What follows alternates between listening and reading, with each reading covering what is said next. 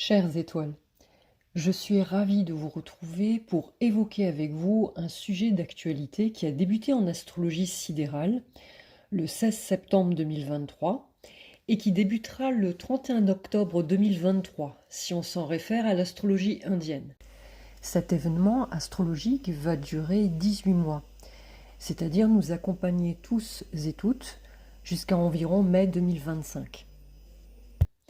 Il y a certes peu d'écart entre ces deux dates, même si ces deux astrologies se basent sur les énergies des étoiles, mais elles ont une approche et des partages de connaissances bien différentes qui, pour ma part, m'ont permis de mieux me connaître, de m'apporter de nouvelles informations, de nouvelles réponses, mais aussi de belles synchronicités dans mon propre parcours personnel. Quel est le sujet repris de part et d'autre en astrologie depuis quelques semaines et qui est d'une importance capitale pour chacun d'entre nous? C'est le changement en signe de l'axe des nœuds lunaires. Comme vous pouvez l'observer sur cette image, les nœuds lunaires, ascendant, c'est-à-dire Rahu, le nœud nord, et descendant, c'est-à-dire Ketu, le nœud sud, se situent à l'intersection entre le plan de l'orbite du Soleil, qui est l'écliptique, et le plan de l'orbite lunaire pour un observateur qui est situé sur Terre. Ces deux plans sont inclinés l'un par rapport à l'autre d'environ 5 degrés. Ils ne sont donc pas superposés. Et le croisement entre ces deux points représente les nœuds lunaires. L'étude des nœuds lunaires qui reste un des points essentiels pour la compréhension ou plutôt la conscientisation de ce que chaque être humain a accepté d'expérimenter dans cette incarnation. Voici d'ores et déjà quelques notions que je vous partage avant de vous expliquer ce changement en signe de l'axe des nœuds lunaires. Ils travaillent de pair. Le nœud nord est appelé Rahu et le nœud sud est appelé Ketu. Ils peuvent être assimilés à une aiguille de boussole car en fait ils montrent dans un thème une voie à emprunter ou pas dans notre destinée personnelle, mais qui agit aussi sur le collectif. Les nœuds lunaires sont toujours rétrogrades, c'est-à-dire qu'ils vont en arrière. Et oui, c'est le karma, donc ils sont reliés à ce passé avec un grand P. Lorsque vous vous demandez pourquoi toujours et encore vous revivez en boucle les mêmes expériences professionnelles, pourquoi est-ce que dans vos relations cela se passe toujours de la même façon? Vous voyez, tout ce qui tourne en boucle est en corrélation en fait avec l'axe des nœuds lunaires généralement. Et il sera intéressant de rappeler l'origine de ce savoir sacré, ce que nous permet de connaître et de conscientiser à travers l'astrologie indienne. Ces points sont fictifs. Ils ne sont pas des planètes, ils ne sont pas visibles. Et ils sont en fait appelés en astrologie indienne shadow planets, ce qui signifie planètes de l'ombre. Elles sont associées au brouillard, elles ne se dévoilent pas d'un point de vue physique, elles ne sont pas observables dans le ciel. Il faut savoir que leurs puissantes énergies sont maléfiques. Elles arrivent à nous faire ressentir de grands bouleversements dans nos vies respectives. Et elles sont bel et bien perceptibles énergétiquement par chacun d'entre nous au cours de notre incarnation. Elles sont toujours opposées dans le ciel. Elles sont en fait situées de part et d'autre à 180 degrés l'une de l'autre et ne peuvent jamais se retrouver. C'est au travers de leur position dans votre thème astral que l'axe de ces nœuds lunaires en signe mais également en maison nous informe en fait sur nos défis de vie, sur nos potentiels, sur notre passé karmique, sur ce que nous souhaitons transporter, transmuter, ou notre profond désir de réalisation dans cette vie. Bref, c'est typiquement là la raison de notre réincarnation, dans un but de rétribution karmique, mais aussi d'évolution de conscience, bien entendu. L'axe des nœuds lunaires change de signe tous les 18 mois environ, sachant qu'il impacte chacun d'entre nous, puisqu'il transite les maisons qui abritent justement les énergies respectives de chacune des constellations qui sont représentées par les signes du zodiaque.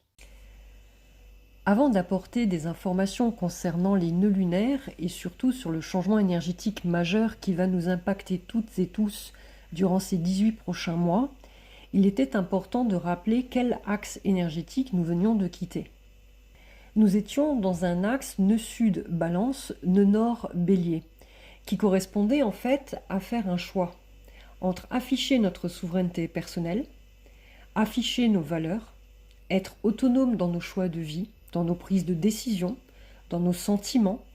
Bref, on peut dans tous les cas dire que la peur a joué un grand rôle et a été maintes fois propagée lors de cet axe, surtout en termes de relationnel.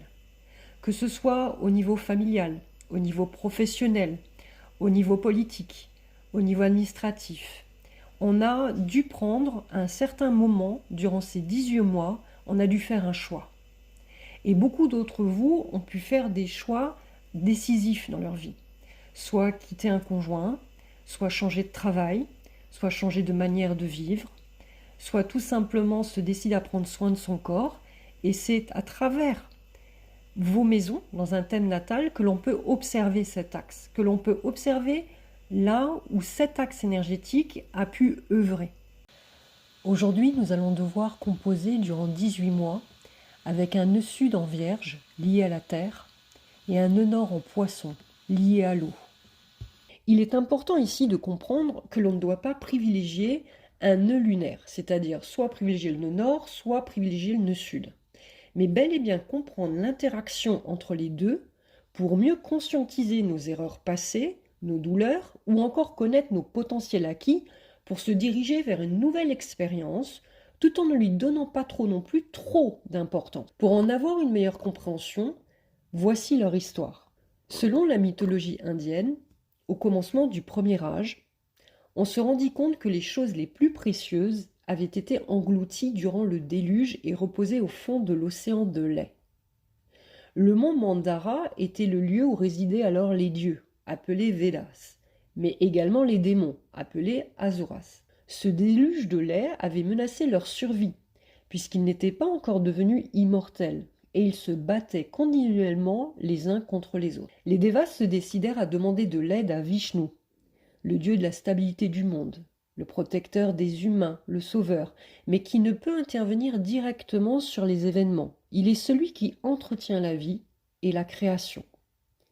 Ils ont fait appel à lui pour trouver une solution qui leur permettrait de ne pas perdre le combat face aux titans, appelés Devanas, et face aux démons, les Asuras. Vishnu leur conseilla de boire et de trouver le calice d'ambroisie divine, appelé l'Amrita, et que s'ils la buvaient, cela leur permettrait de devenir immortels. Mais elle avait été enfouie elle aussi sous l'océan. Pour l'extraire de la mer, il leur demanda de s'unir temporairement à leurs ennemis, afin de barater l'océan. Les dieux utilisèrent également le serpent Vasuki, qui leur servirait de corde, et la montagne Mandara, qui leur servirait de manche solide pour barater l'océan de lait. Vishnu prit forme en un avatar symbolisé par Kurma, une tortue, quand la montagne menaça alors de s'enfoncer dans l'océan. Il se posa alors au fond de celui-ci, qui avait recouvert toute la planète après le déluge. La tortue soulève donc le mont Mandara pour que toutes les divinités puissent s'asseoir dessus pour enfin récupérer le précieux nectar d'immortalité. Les Asuras avaient néanmoins réussi les premiers à s'emparer du précieux élixir.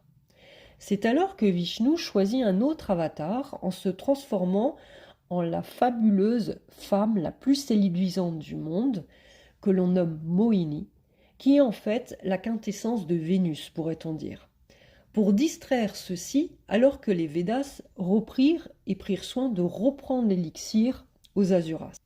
Mais l'un des démons nommé Svarbanu, un serpent, réussit par un subterfuge à s'asseoir au milieu des Devas, entre le soleil et la lune, et en jouant le jeu des illusions, il réussit à se faire passer pour un Devas, usant de ses pouvoirs afin de boire ce précieux élixir. Alors qu'il porta à sa bouche celui-ci, une goutte passa dans sa gorge. Surya, le soleil, et Chandra, la lune, comprirent de suite la supercherie et le dénoncèrent immédiatement à Vishnu, qui lui trancha la tête avec un disque solaire. Il est important de comprendre ici que la goutte qui avait eu le temps de descendre dans le cœur du démon a permis à la partie inférieure du corps de Svarbanu qui était tombé à terre de conscientiser le mal qui venait d'être fait contre le Créateur. Et il se repentit en demandant alors comment il pouvait faire pénitence.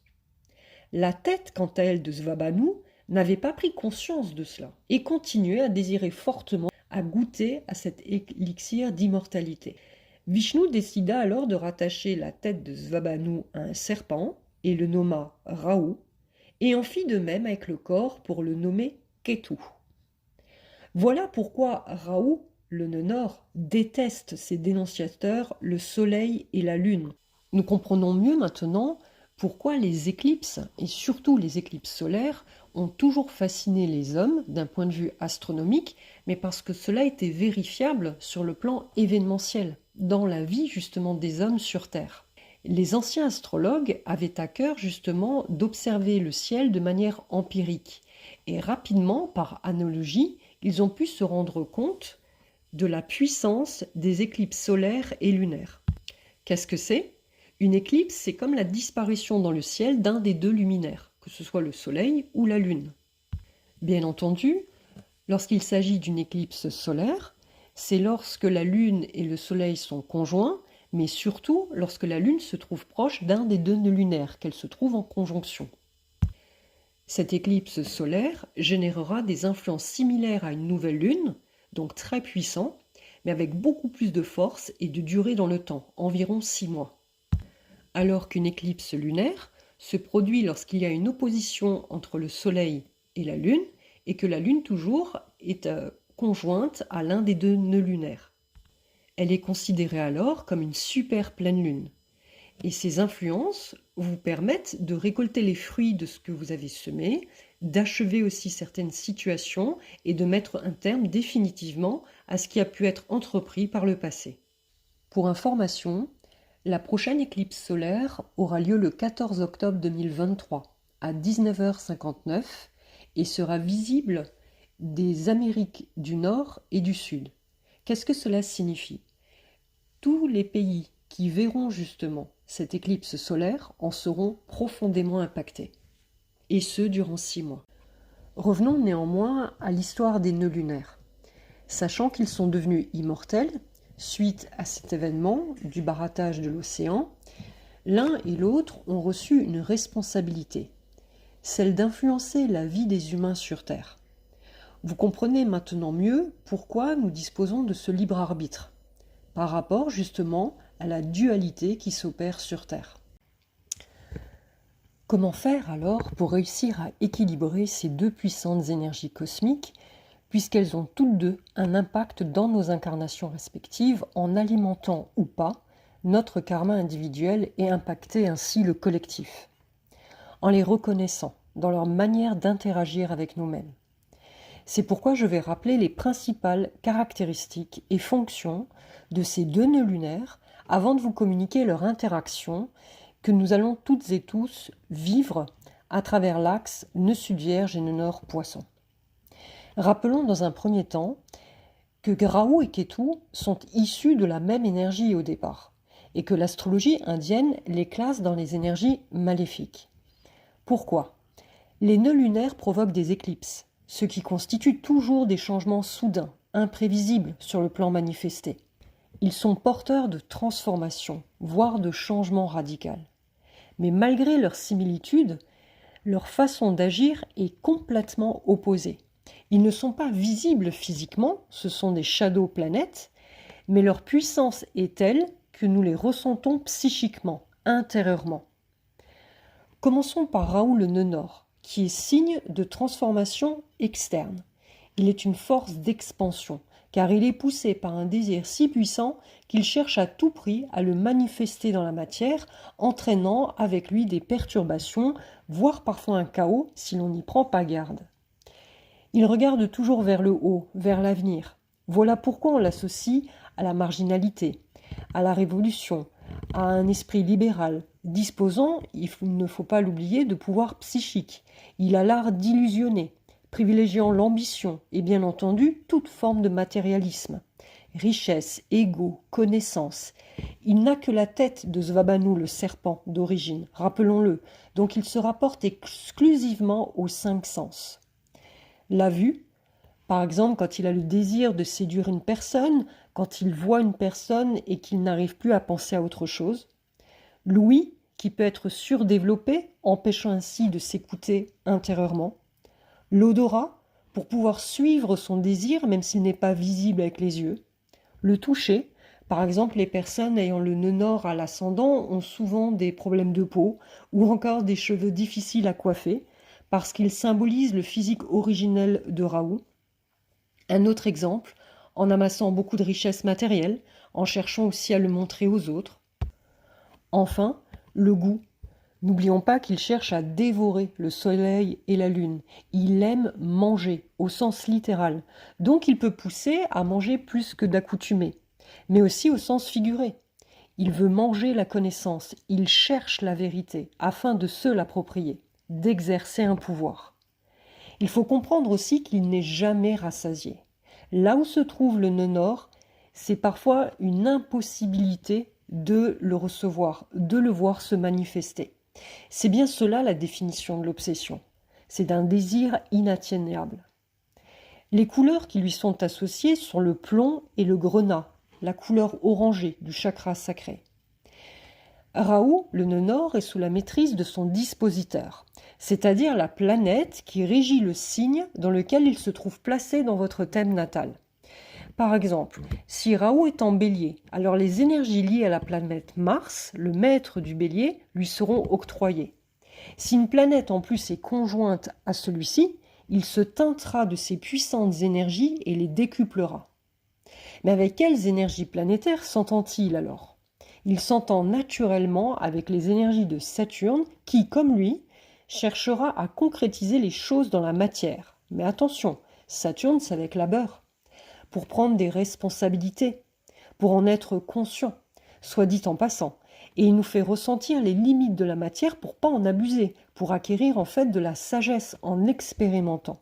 Sauf que Raoult, le nœud nord, se fiche complètement des limites imposées par Saturne.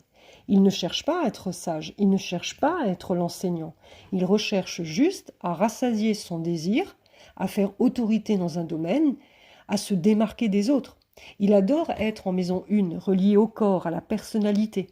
Il adore entrer en politique, à chercher la reconnaissance sociale, tout comme atteindre ses désirs en les partageant, ou plutôt parfois en les imposant au plus grand nombre. Rappelons que Saturne est le maître de la maison 10, la reconnaissance socio-professionnelle, la voie de la destinée, bref, et la maison 11, qui est celle des désirs, des espoirs réalisables, une des maisons les plus importantes en astrologie indienne. C'est toujours pour et dans le collectif. Vous comprenez mieux pourquoi. Il est à l'aise lorsqu'il est en Capricorne, mais aussi en lien avec les énergies du Verseau, qui est le maître de la maison 11. Il adore en fait les idées que le Verseau reçoit et alimente continuellement par le biais du mental, dans un but de les partager au plus grand nombre, en affichant sa singularité, sa liberté. Donc ici, le nœud nord est à l'aise, il amplifie ce désir. Il cherchera à avoir la grande idée que l'on pourra proposer au collectif. Vous comprenez ? Tout est amplifié avec Raoult, le nœud nord, et cela peut mener à trop d'individualisme, voire à l'anarchie. Ces énergies peuvent être donc comparées à Uranus et Neptune mélangés. Un autre signe de terre où il se sent à l'aise, le taureau. Mais ici, il se doit d'être ami avec Vénus, qui est la planète maîtresse de ce signe zodiacal. Rappelons que Mohini, dans la mythologie indienne, représentait la quintessence de Vénus. Vous vous en souvenez ? Celle que Vishnu a mis en avatar pour proposer l'élixir d'immortalité aux Védas, tout en charmant les démons d'un autre côté pour qu'ils puissent ne pas voir que l'élixir avait été distribué. Donc cela, Raoult ne l'a pas oublié. Mais il sait alors utiliser ses capacités d'illusion pour s'emparer des capacités créatrices, de la beauté, des charmes, afin de répondre à un désir lié justement aux 5 sens. Il illusionne son auditoire, il cherche à masquer son vrai visage en usant d'apparat et en cachant sa vraie personnalité, dans un seul but, la renommer. Raoult, enfin, est très à l'aise en Vierge. Et là, c'est Mercure, Bouddha en astrologie indienne, qui est l'ami de celui-ci. Ici, il est à la fête foraine, puisque l'intellect de la Vierge est toujours relié au service, à la recherche, aux idées, qui cherchent à se matérialiser dans différents domaines techniques et de pointe, comme l'aéronautique, liés aux sciences, à la biologie, à de l'expertise, dans l'informatique. Bref, Raoult sait que la Vierge est liée au travail, donc œuvre pour la matière afin de servir les autres. C'est donc comme s'il était à la maison, mais en mode poussé à l'extrême. Exemple, l'intelligence artificielle. Seulement ici, Raoult subtilisera les savoirs de la Vierge. Je vous donne un exemple. Il s'appropriera le savoir botanique, créera des médicaments qui dans un premier temps seront vus comme un cadeau par beaucoup de personnes, comme une aide, mais qui par la suite se révéleront de véritables poisons. Enfin, son lieu de résidence préféré est un autre signe zodiacal lié à Mercure. Vous l'aurez compris si vous suivez ma chaîne, ce sont les énergies liées aux Gémeaux. Ici, ingénieux, un intellect riche et divers qui n'a pas de fin, pas de limite, adroit et manuel à souhait, adaptable à n'importe quelle situation, un vrai caméléon. Il peut tricher pour gagner, s'amuser sans prêter attention à ses dires, jouer parfaitement le rôle d'acteur. Un régal pour son désir d'expansion. Vous l'aurez compris, Raoult certes apporte richesse matérielle, prodigieux succès, renommé dans les médias ou au sein d'un collectif, mais attention, il est important de bien reconnaître en soi ou voir quand le mental ou les idées ou même nos rêves liés à des désirs inassouvis prennent trop d'ampleur, car on risque de connaître un déséquilibre dans cette incarnation ou de créer du chaos autour de nous, voire en nous, ce qui nous demandera, dans cette vie ou dans l'autre, à être rééquilibrés de toute façon, et nous demander à ce moment-là de nous réincarner, à nouveau. Ses atouts, s'il est bien placé dans un thème. Il apporte originalité, abondance matérielle, peut rendre célèbre par son côté atypique, se démarquer. Mal disposé ou mal aspecté par d'autres planètes, il peut créer du chaos sur le plan psychique, sur le plan physique, apporter de la dépression, de la perversion. Il peut exprimer de la violence pour revendiquer des idées ou imposer un pouvoir. S'il est enfin bien disposé, spirituellement, il peut conduire à la recherche du dépassement de l'illusion, faisant ainsi appel à l'éveil du pouvoir de la réalisation spirituelle, je vous le donne en mille, la Kundalini. Passons à Ketu, le nœud sud, qui est lié à la transformation intérieure, quant à lui. On l'associe à une comète. Pourquoi ? Parce qu'il agit de manière soudaine, imprévisible, mais avec de puissantes énergies pouvant être déstabilisantes, voire destructrices. Il regarde toujours vers le passé, pousse à regarder au plus profond de soi. Il est le gardien des mémoires de nos actions passées auxquelles il nous permet d'avoir accès. Son plus grand désir ? Se libérer de la matérialité sous toutes ses formes. Rappelons que la goutte de l'élixir est passée dans sa gorge pour tomber en fait dans son cœur. Il a donc conscientisé l'acte après que la tête ait été coupée de son corps. Certes, il n'est que le corps de Zvabanu, il n'a pas ce mental qui l'assaille. En fait, il ne l'a plus. Il peut alors nous aider à accomplir certains accomplissements passés. Nous demandons alors de nous perfectionner, toujours et encore.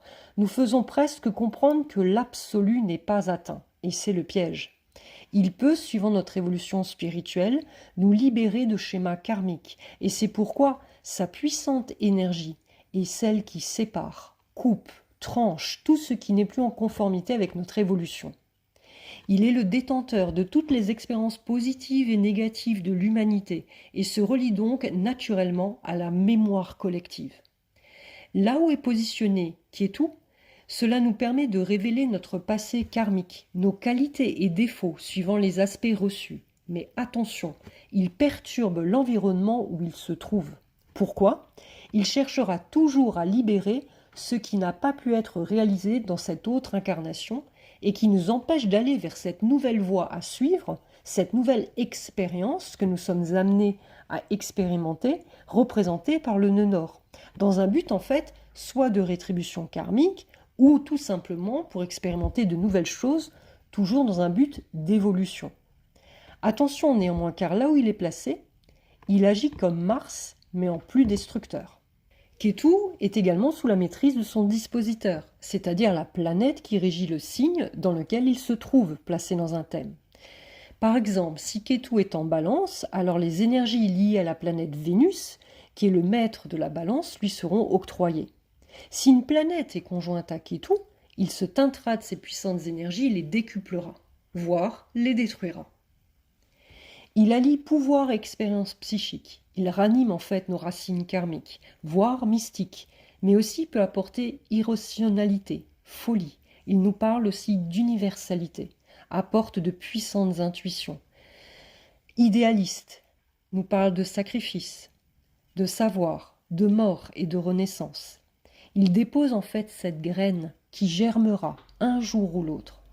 Il nous détache ou nous libère de tout ce qui entrave notre chemin d'évolution. On pourrait en fait le comparer aux énergies de Pluton. Il est lié au plomb et Chrysobéryl, l'œil de chat. Mais avec quelles énergies planétaires s'entend-il alors? Mars en premier lieu, car associé au signe de feu, le bélier bien sûr, qui est son domicile préféré pour son côté guerrier, même si Kétou a déjà conquis quant à lui ses territoires ici. Il cherche en fait à s'en défaire coûte que coûte, n'ayant aucune limite à affronter d'autres ennemis qui peut être justement nous-mêmes, si notre ego est démesuré. Avec les énergies du lion aussi, car le soleil est le maître de ce signe, la voix de l'âme. Le Sagittaire également, puisqu'il détient le feu divin sacré, afin de mettre en pratique ses connaissances spirituelles acquises, afin de montrer la voie de la connaissance avec un grand C, qui élève la conscience. Vous comprenez bien que les énergies de feu sont ici décuplées par Kétou, apportant force, détermination, puissance pour couper, trancher, brûler tout ce qui doit être, tout ce qui nous attache à la matière sous toutes ses formes, tout ce qui nous illusionne, cette maya, qui ne fait en fait qu'alimenter notre karma. Donc attention à la répercussion de nos désirs, de nos rêves, qui peuvent être retournés contre nous. Et c'est bel et bien au travers des maisons dites maléfiques, la 4, la 8, la 12, car riches en expériences douloureuses karmiques, que Kétou se sent compris. Donc, naturellement, il s'entendra avec les 2 signes d'eau suivants, qui, comme lui, sont signes de libération. Le maître de la maison 8, le Scorpion, bien sûr, puisque Mars est également son maître, et qu'il ne craint pas de descendre dans ses abysses pour déraciner la source du mal et s'en libérer définitivement, coûte que coûte. Et enfin, le maître de la maison 12, les Poissons, bien entendu, qui est le signe moksha, appelé en astrologie indienne par excellence. Les énergies de ce signe d'eau reposent sur la symbolique de ressentir et d'avoir ce savoir inné que nous ne faisons qu'un avec le Créateur et que de se libérer de la matière est inscrite en soi-même, même si les défis sont lourds en termes d'épreuves, mais parce que justement les poissons arrivent et ont la capacité à s'en libérer par la voie du cœur, par contre, et non par Mars. Jupiter est le maître des poissons. C'est pourquoi Kétou apprécie sa sagesse avec un grand S, sa connaissance des lois divines et sa justice divine. Jupiter n'est pas lié à la richesse matérielle, mais bel et bien à la richesse intérieure, comme nous l'apprend l'astrologie indienne. Pourquoi pensez-vous que Vénus est exaltée en Poisson? Pas pour des raisons matérielles, mais en signe de dévotion. Elle se met au pied du signe des Poissons, dans un but de recevoir l'intuition divine pour créer sur le plan artistique, dans un but de dévotion, dans un but d'élévation, de la beauté non pas physique, mais de la beauté intérieure, celle de l'âme. Vous l'aurez compris, Kétou libère, mais de manière extrême et imprévisible, en usant de ses puissantes énergies de destruction pour semer à nouveau une nouvelle graine. Cela peut être déroutant et impossible pour le mental de le définir ici. C'est normal. La tête n'est plus attachée à ce corps, donc le mental n'est aucunement présent. Ses atouts, si Kétou est bien placé, il apporte bien entendu des connaissances innées, une intuition, des capacités psychiques, réaliser aussi des choses sans avoir de prérequis. Des connaissances ne sont pas nécessaires avec Kétou. Il fait ressurgir le souhait de libération ultime. C'est pourquoi il nous relie au désir de nous libérer de ce karma afin de se détacher. Si l'âme, bien sûr, est appelée à le faire dans cette incarnation. Mal disposé ou mal aspecté par d'autres planètes, il peut créer du chaos, mais intérieur celui-ci, par des successions de situations tragiques qui peuvent affecter notre santé, voire la maison et le signe concerné. Surtout si on se laisse emporter par l'impulsivité et la destruction martienne. Enfin, s'il est bien disposé, il ranime le désir de poursuivre sa quête spirituelle. Il confère des capacités à transmettre la sagesse avec un grand S acquise dans des vies précédentes. En conclusion, vous comprenez mieux pourquoi il est nécessaire de se connaître en profondeur.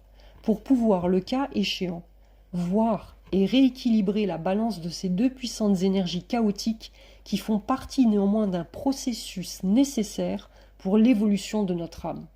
Bien entendu, les exemples que je viens de citer sont d'ordre général.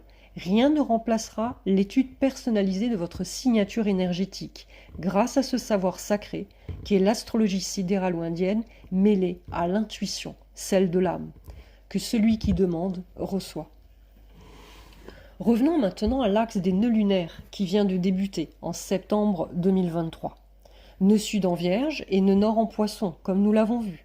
Il y a déjà quelque chose de significatif à première vue, si vous venez de m'écouter. Raoult n'est pas à l'aise avec les énergies des Poissons, mais plutôt avec celles de la Vierge. Et Kétu ressent également la même chose, mais ils devront s'en accommoder. Comment ? Raoult, le nœud nord, voit grand. Il a toujours un désir plus grand que lui, et il cherchera toujours à l'assouvir. Ici, il est en lien avec les énergies des Poissons. Les Poissons représentent l'océan. Vous savez, cette grande étendue d'eau, Raoult en fait va devoir se montrer ingénieux. La première chose, c'est qu'il va en fait essayer de dévorer les poissons. Alors, sur le plan symbolique, il se peut que les mers, les océans seront touchés durant cette période. L'eau sera très importante, elle pourra être impactée. Raoult peut-être va demander à certaines personnes d'être à la recherche d'idées afin de matérialiser ce pouvoir qui est l'eau. C'est une des possibilités. En se montrant ingénieux, il devra en fait utiliser les énergies de Vénus ici, dans un premier temps, pour la créativité. Il va devoir se démarquer. Il peut, à ce moment-là, avec cette créativité, il peut mettre du brouillard et donc créer l'illusion. Vous savez, l'illusion physique, le fait de ne pas savoir qui est qui. Je rappelle juste des événements d'actualité, hommes, femmes, et certains pensent que ce sont les deux. C'est un sujet d'actualité qui va beaucoup faire parler de lui, je pense, et tout ce qui est en lien avec l'esthétique, avec la beauté, avec la représentation, tout ce qui est aussi en lien, et là c'est plutôt positif par contre, c'est dans la créativité artistique. Il se peut que justement ceux qui ont des idées, ceux qui créent dans la matière, c'est-à-dire au niveau audiovisuel, au niveau des écrits, au niveau des arts, ils vont avoir de nouvelles idées vraiment grandioses. Donc là, ce sera pour eux l'occasion de se mettre en avant, voire même d'avoir du succès, de la renommée. Tout comme des écrivains, hein, c'est vraiment lié Raoult au mental. Donc il se peut qu'il y ait une profusion incroyable d'idées ou de personnes qui vont pouvoir se mettre en avant. Alors bien entendu, on le rappelle, Raoult crée l'illusion avec ses pouvoirs psychiques, ce qui fait qu'il faut bien prendre en compte que dans les signes des Poissons, reliés à la foi, à la compassion, il peut en fait jouer sur les énergies de Jupiter. Jupiter représente la sagesse avec un grand S, celui qui est le détenteur des lois divines, du sacré, de la protection de la justice divine.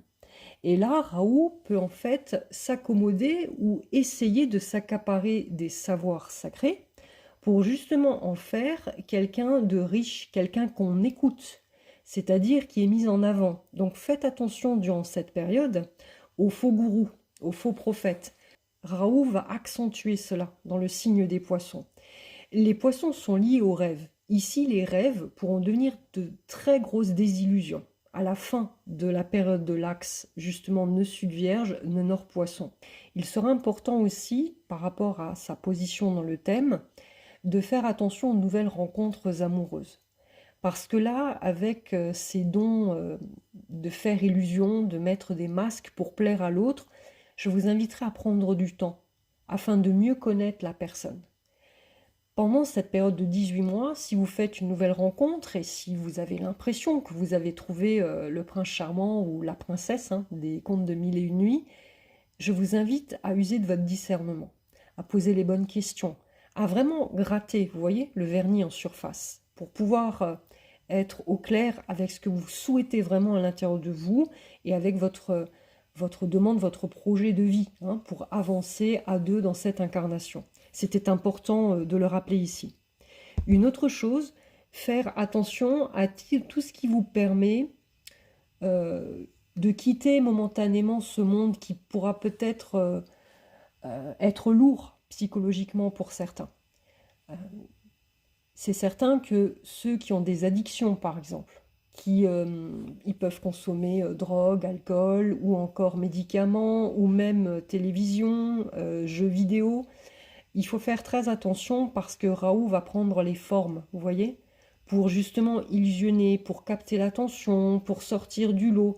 Donc ne vous laissez pas emporter par les eaux de l'océan. Restez bien quand même ancré. Et c'est là que l'équilibre avec justement Kétou, le nœud sud, qui sera en Vierge, qui là aussi sera disposé dans un signe où Kétou n'est pas très à l'aise. Pourquoi ? La Vierge, c'est le mental. Ce sont des idées qui prennent forme dans la matière. Le signe de la Vierge est relié au travail, à l'expertise qu'on met au service des autres.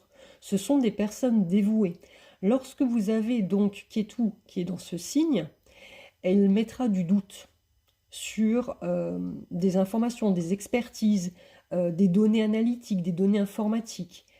Je rappelle que Raoult en Vierge a permis l'intelligence artificielle, a permis de voir un élan, mais incroyable, une expansion énorme dans le domaine de l'informatique, dans le domaine des découvertes scientifiques, pharmaceutiques. Donc là, ce qui compte sur l'intelligence artificielle pour nous gouverner, entre guillemets, avec Kétou qui sera en Vierge, ce ne sera pas aussi simple. Kétou va couper justement, elle va créer des petits couacs. Donc il se peut que certains projets reliés à l'IA ne puissent pas vraiment voir le jour. Donc ça, c'est plutôt, je pense, quelque chose de positif. D'un autre côté, ça peut apporter des perturbations sur le plan, par exemple, aérien. Donc il faudra faire attention. Parce que tout ce qui est en lien avec l'électronique et l'informatique pourra peut-être en être impacté durant cette période. Il y a également autre chose avec Kétou dans le signe de la Vierge, c'est qu'elle va demander qu'on s'occupe de notre corps, de notre santé. De quoi vous nourrissez-vous tous les jours, que ce soit matériellement, mais aussi spirituellement. Quels sont vos besoins physiques? Qu'est-ce qui n'a plus sa place? Et comme je le rappelle souvent, Kétou coupe, tranche tout ce qui est néfaste pour votre évolution spirituelle. Donc vous allez voir que durant cette période, il se peut que certains d'entre vous changent d'alimentation. Il se peut qu'on soit freiné dans le choix de pouvoir acheter, que l'on soit contraint de se passer de certains aliments. Il se peut qu'il y ait des courts-circuits dans l'approvisionnement de certains aliments, ou qu'on ne puisse plus manger de la même façon qu'auparavant. La santé aussi. Il se peut que justement, durant cette période, beaucoup de personnes soient obligées, on va dire cela comme ça, de prendre soin d'eux, ou de prendre soin des autres. Et il y a également cette notion d'aider les animaux. C'est très important avec les énergies de la Vierge. Donc Kétou ici informe sur le fait de respecter l'animal. Là, avec ce qui va se passer avec l'eau, il se peut effectivement qu'il y ait à nouveau des soucis, tout ce qui touche les fonds marins, tout ce qui touche la biodiversité marine. C'est vraiment pour moi ce qui ressort le plus dans cette étude, c'est tout ce qui est en lien avec l'eau et la santé. L'eau va être un élément clé pour moi durant ces 18 mois, même celle qu'on boit. Tout ce qui touche à l'eau, ce qui se reporte en fait à l'humanité, parce que ce soit dans le monde minéral, dans le monde végétal, dans le monde animal ou humain, nous avons besoin d'eau. Donc je pense que la clé vraiment durant ces 18 mois, Kétou va nous demander notre responsabilité par rapport à cette matière première qui est essentielle pour la survie de l'humanité, l'eau.